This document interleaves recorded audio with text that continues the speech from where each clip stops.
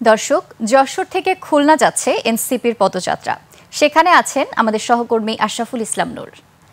নূর, এনসিপির পদযাত্রা ও পথসভা নিয়ে খুলনার প্রস্তুতির বিস্তারিত জানাবেন আমাদের। জাতীয় নাগরিক পার্টির পথযাত্রার 11তম দিনে আসছেন শিল্পনগরী খুলনাতে এনসিপির কেন্দ্রীয় নেতৃত্ব। ইতিমধ্যেই কিন্তু প্রস্তুত করা হয়েছে নগরীর শিববাড়ি মোড়ে তাদের অস্থায়ী পথযাত্রার মঞ্চ। এই মঞ্চেই দাঁড়িয়ে ঐক্যবদ্ধ বাংলাদেশ, সংস্কার, খুন গুমের বিচার, আগামী জাতীয় সংসদ নির্বাচন সব মিলে গুরুত্বপূর্ণ ঘোষণা আসতে পারে এনসিপির কেন্দ্রীয় নেতৃবৃন্দের মুখ থেকে, সেই প্রত্যাশায় খুলনাবাসী। ইতিমধ্যেই আমি আপনাদেরকে দেখাচ্ছি খুলনার শিববাড়ি মোড়ে কিন্তু জমায়েত হতে শুরু করেছে জাতীয় নাগরিক পার্টির এই খুলনা অঞ্চলের নেতাকর্মীরা।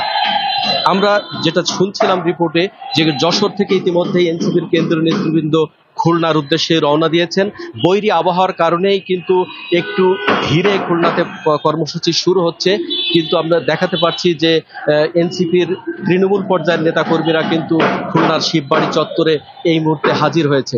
এটাই কিন্তু জুলাই আগস্টের গণঅভ্যুত্থানে অগ্নিগর্ভ হয়ে উঠেছিল খুলনার রাজপথের এই অংশটি আন্দোলনের সূতিকাগারে পরিণত হয়েছিল। খুলনার শিল্পনগরীকে কেন্দ্র করে আগামী নির্বাচন, সংস্কার, খুন গুম এবং ফ্যাসিস্ট শেখ হাসিনার বিচার নিশ্চিত করার জন্য সংস্কারের যে দাবি এবং সংবিধান সংস্কারের যে দাবি প্রস্তাব নিয়ে দেশবাসীর কাছে এনসিপির কেন্দ্রীয় নেতৃবৃন্দ যাচ্ছেন, সেটি দেখার অপেক্ষায় খুলনাবাসী।